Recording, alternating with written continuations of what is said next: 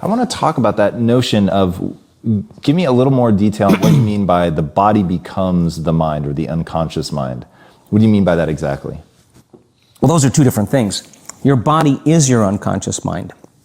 In a sense, if you're sitting down and you start thinking about some future worst-case scenario that you're conjuring up in your mind, and you begin to feel the emotion of that event, your body doesn't know the difference between the event that's taking place in your world, outer world, and what you're creating by emotion or thought alone.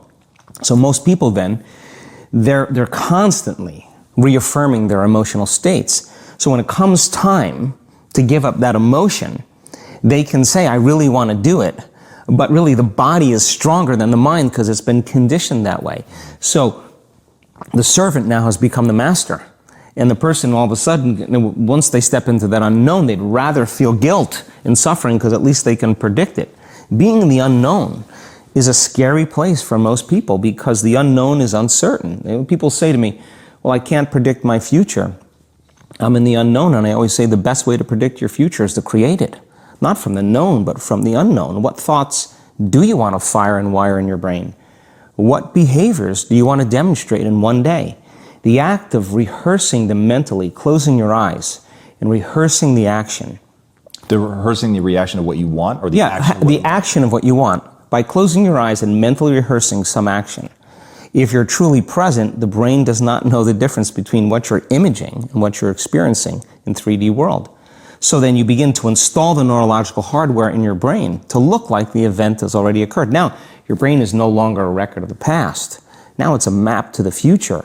And if you keep doing it, priming it that way, the hardware becomes a software program. And who knows, you just may start acting like a happy person.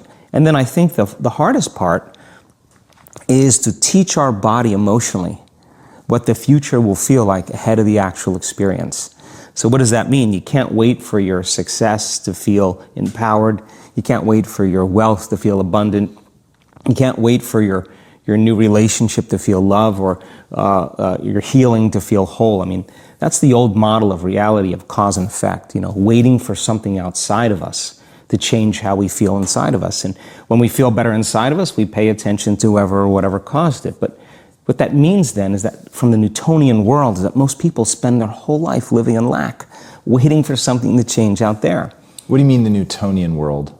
The Newtonian world is all about the predictable. It's all about predicting a future. But the quantum model of reality is about causing an effect. The moment you start feeling abundant and worthy, you are generating wealth.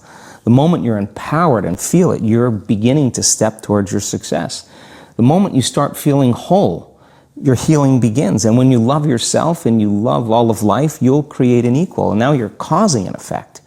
And I think that's the difference between living as a victim in your world, saying, I am this way because of this person or that thing or this experience. They made me think and feel this way.